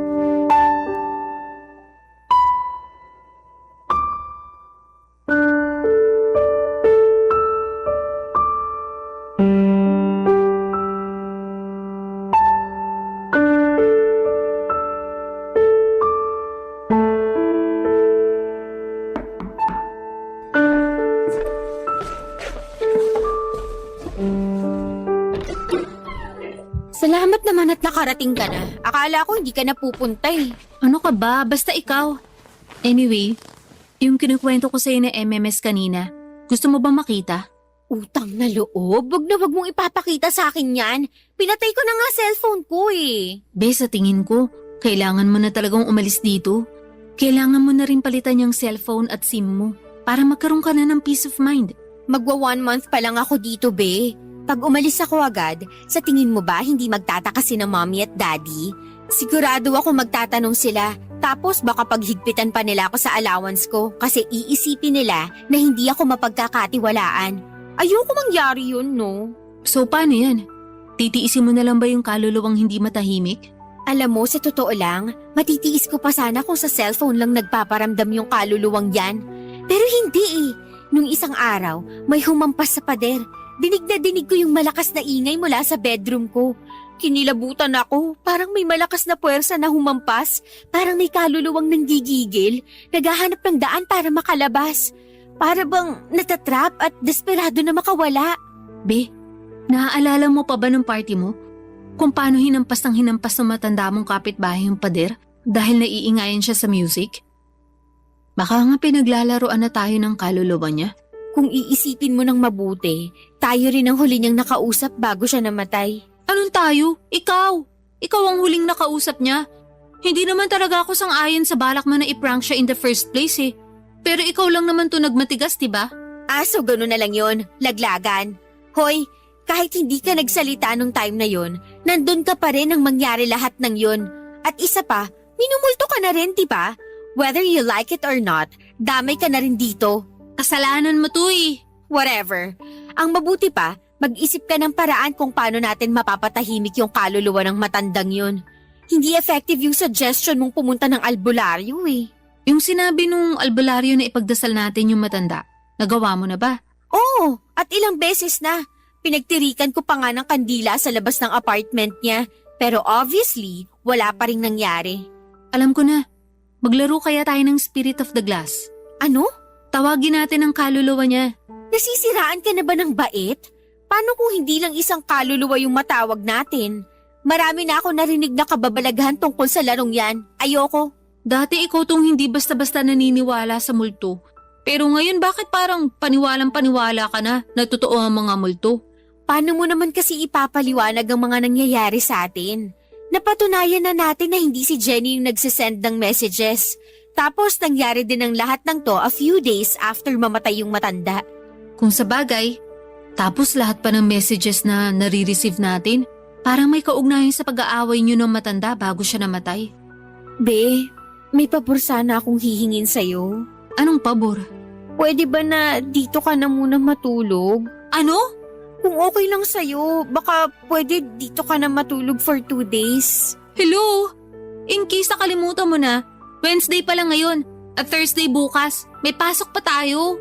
Sige na naman sasamahan kita pumunta sa inyo. Kunin mo lang mga gamit mo tas sabay na tayo pabalik dito. Pambihira ka, oo. Ba't hindi mo nalang sinabi to sa akin nung tinawagan mo ko? Alam mo namang natatakot na ako tuwing hinahawakan ko yung cellphone ko, di ba? Parang nagmamadali na ako tuwing kailangan ko gamitin yan. Kasi kinikilabutan na ako every time nakaka-receive ako ng message. Sorry, hindi ko na naihabol nung tinawagan kita. Gracie naman, hindi ako makakapag-aral na maayos dito eh. Magchichikahan lang tayo buong magdamag. Please, hindi mo naman kailangan magstay dito sa kwarto eh. May extra na kwarto dun sa dulo. Kahit dun ka na muna. I'm sure magagalit ang parents ko. Ako na mismo ang kakausap sa kanila. Sasabihin ko na may school project tayo. Pero paano yung mga damit ko? Alam mo, ikaw, pakiramdam ko nagdadahilan ka na lang eh. Ay, o siya, sige na nga. Pero kailangan mo akong samahan ah. Tapos ikaw mismo magpaalam kina nanay at tatay para sa akin. Don't worry, akong bahala sa'yo. Mabuti na rin to, at least hindi na ako matatakot. Pumunta kami sa bahay ni Megan ang gabing yon at tinulungan ko siyang magpaalam sa mga magulang niya na doon na muna siya titira sa apartment ko ng ilang araw. Nagsinungaling na lamang kami at sinabi namin na may project kami na kailangang tapusin kaya't kailangan niyang manatili muna sa apartment ko. Alam kong hindi siya ganoon kakomportable sa ideya pero ang iniisip ko na lamang ng mga panahong yon ay gusto kong magkaroon ng kasama sa apartment para naman kahit papaano ay magiging mas magaan ang pakiramdam ko. Tinulungan ko pa siyang mamili ng mga damit na dadalhin niya. Pagkatapos noon ay bumalik kami sa apartment ko at aaminin kong ng mga panahong yon, medyo natatakot pa rin po ako. Hindi ko alam kung ano ang naghihintay sa amin. Anong klase ng presensya ang patuloy na magpaparamdam? Ang mga text messages, yung kalabog sa katabing apartment, lahat ng yon ay parang nagsisiksikan sa utak ko. Pero kahit papaano at least may kasama na ako. Hindi ko na kailangan pang mag-isa sa lahat ng takot at kaba. Naisip ko na kahit papaano may kasamahan na ako sa pagtahak sa hindi ko kayang ipaliwanag. Alam kong sinabi ko na kay Megan na sa extra na kwarto siya matutulog sa apartment ko pero nang makabalik kami ay hindi ko kinayang magstay na mag-isa sa kwarto ko. Hindi ko kayang tignan yung pader na malapit sa kama ko. Yung mismong pader kung saan ay nagpaparamdam ang matanda before and after niyang mamatay. Kaya't kinausap ko si Megan at kinumbinsi ko siyang doon na siya matulog sa kwarto ko. Kasabay ko. Gaya noong unang beses hindi siya kaagad pumayag. Pinagtalunan at pinag-usapan namin lahat ng paulit-ulit pero eventually ay napapayag ko rin si Megan. Noong pumayag siya ay mas naging panatag ang loob ko. Pakiramdam ko ay parang hindi na ako ganon kapraning sa pader na nasa bedroom ko. Parang kahit papaano ang presensya ni Megan ay naging solusyon sa lahat ng takot na nararamdaman ko. Kung may mangyaring kakaibang hindi ko kayang ipaliwanag at least may kasama ako hindi ba?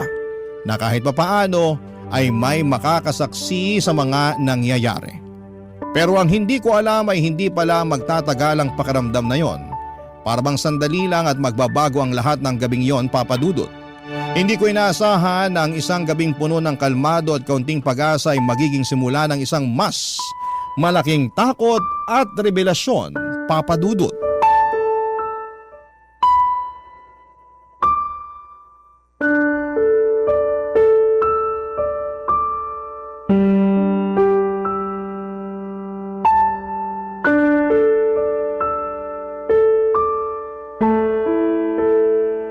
O ayan na, pumayag ka na, wala nang bawian.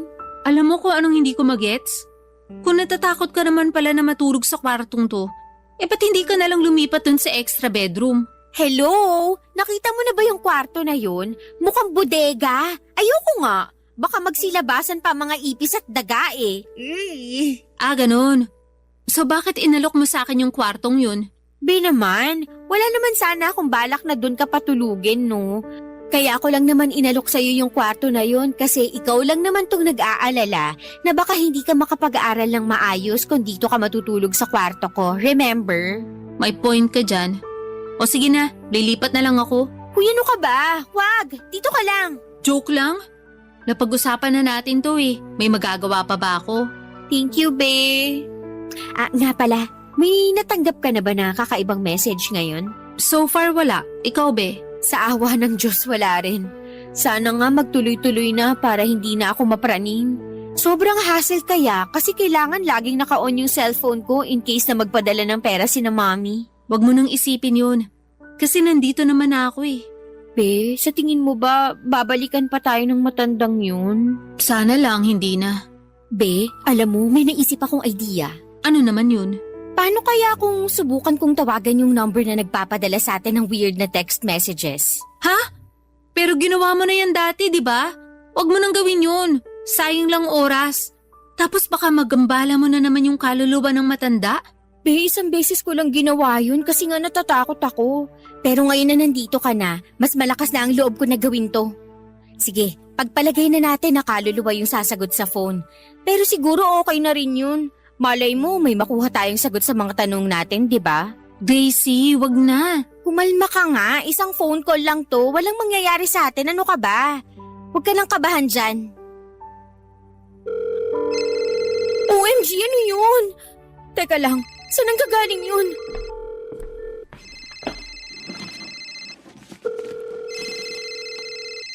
Megan, anong ibig sabihin nito? Bakit cellphone mo yung nagre-ring tuwing tinatawagan ko yung number na nagpapadala sa akin ng text, ha? Gracie, akin na yan. Ibalik mo na sa akin yan. My goodness. All this time, ikaw yung nagpapadala ng kung ano-anong messages sa akin? Walang kinalaman yung matandang na mayapa dito. I can't believe it. Pakana mo lahat ng to. Bakit, Megan, ha? Bakit mo ginagawa to? Gracie, magpapaliwanag ako. Pakinggan mo muna ako, please. Ano pa ba ang tinatago mo, Megan? May mga lihim ka pa bang hindi ko alam? Bitiwan mo yung bag ko. Nababaliw ka na nga. Ang dami mong ginamit na SIM card. Kaya pala, maliwanag na sa akin lahat ngayon. Kaya pala kahit anong pilit kong i-block yung number na ng Google, patuloy ko pa rin natatanggap ang mga mensahe. Lahat ng yun ay dahil sa'yo. Ikaw ang may kagagawa ng lahat ng to. Pinlano mo ang lahat ng to. Bakit mo to ginagawa sa akin, ha? Traitor ka! Ano bang nagawa ko na kasalanan sa'yo, ha? Gusto mo ba talagang malaman kung bakit ko ginagawa ang lahat ng to? Oo! Lola ko yung matandang winalang hiya mo. Ano? Nung una, hindi ko alam na lola ko pala yung kapitbahay mo. Kasi lumaki ako na hindi ko nakikilala ang lola ko sa side ng daddy ko. Pero nung pumanaw si lola, kunento sa akin ni daddy ang lahat. Lahat-lahat. Sinabi niya na hindi ko siya nakilala. Kasi matagal na palang may sakit na cancer si lola. Itinago niya ang sakit niya. Nagpakalayo-layo siya para hindi niya maramdaman na pabigat siya. Kumuha ng apartment si lola dito gamit ang pension niya. At kamakailan lang nung malaman ni daddy na dito pala siya nakatira. At yung tungkol sa sakit niya. Teka lang. Kung sa sakit na cancer namatay ang lola mo, bakit ako tong pinagdidiskitahan mo? Ano yun, trip mo lang? Pinagsalita mo siya ng masasakit na salita bago siya namatay, Gracie. Dinamdam ni lola yung lecheng prank call mo. Nasa diary ni lola lahat na nangyari nung buhay pa siya. At kasama na doon yung kung paano mo siya binastos. Pero nanatili pa rin ang katotohanan na hindi ko siya pinatay, Megan. Ang galing mong umacting. May panakatanggap din ako ng messages kapag nalalaman. Pero ang totoo, ahas ka rin pala, backstabber, traidor. Alam mo, yan ang problema sa'yo ever since eh. Wala kang pakialam sa nararamdaman ng mga tao sa paligid mo. Kulang ka sa simpatsya. Puro sarili mo lang ang iniisip mo. Napaka-selfish mo, Gracie. At nagpadala ako sa lahat ng kagagahan mo. Kung makapagsalita ka, akala mo kung sino kang santa. Hoy, para sabihin ko lang sa'yo, kasama ka sa mga pang-aaping ginawa ko. Lalong-lalo na sa school. Kaya wag na wag kang magmamalinis, Megan, kasi pareho lang tayo. Siguro nga, naging kasing sama kita. Pero hindi na ngayon. Na-realize ko na ang mga taong tulad mo ay hindi na magbabago. Nagsisisi ako kung bakit naging kaibigan pa kita. Aaminin ko, naimpluwensyahan mo ko sa lahat ng kagagahan mo. Pero nung nalaman ko na lola ko pala yung binuli mo, nagising ako sa kagagahan ko. Sa totoo lang, gusto pa sana kitang turuan ng leksyon eh. Pero nabuking mo na yung pinakatatago kong sikreto. At wala nang dahilan para maging magkaibigan pa tayo. Yung kalabog sa pader, yung messages na natanggap ko nung pinagtutulungan natin si Jenny. Paano mo ginawa ang lahat ng yon, ha? Talaga ba, Gracie? Wala man lang kahit konting bahid ng pagsisisi dyan sa mukha mo. Binigay sa akin ni Daddy yung susi ng apartment dahil ako ang inutusan niyang kumuha ng mga gamit ni Lola. At yung natanggap mong message habang binubuli natin si Jenny, binigay ko sa classmate natin yung cellphone ko. At inutusan ko siyang isend yung message sa mismong oras ng pagkikita natin kasama si Jenny. Sobra kong nawindang sa mga nangyari ng gabing yon, Papa Dudut. Alam kong marami sa ating mga kabarangay ang magagalit sa sasabihin kong ito pero hindi ko kayang baguhin ang kwento ko at magtago pa sa isang kasinungalingan.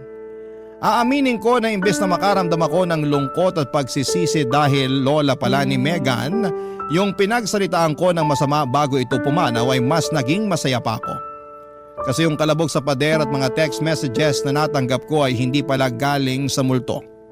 Pero doon ko rin na-realize na yung nag-iisa kong tunay na kaibigan na matagal ko nang kasama, iniwanan ako ng ganon na lamang. Naisip ko na baka may kasalanan ako dito pero pakiramdam ko rin ng mga panahon na yon na parang wala akong kasalanan. Sobrang gulo ng mga bagay na tumatakbo sa utak ko ng time na yon. Kaya naman minabuti kong magpunta sa psychiatrist para maliwanagan ako. At doon ko nalaman papadudot na meron pala akong narcissistic personality disorder. Isang mental illness kung saan ang isang tao ay hindi nakakaramdam ng awa o pagsisisi sa ibang tao. At kung saan nakakaranas ng saya kapag nakakapanakit pa ng iba. Nung unti-unting ipaniwanag sa akin ng psychiatrist kung ano ang tungkol sa sakit ko at sa tulong na rin ng mga gamot ay doon ko po na-realize kung gaano ko nasaktan ang mga tao sa paligid ko.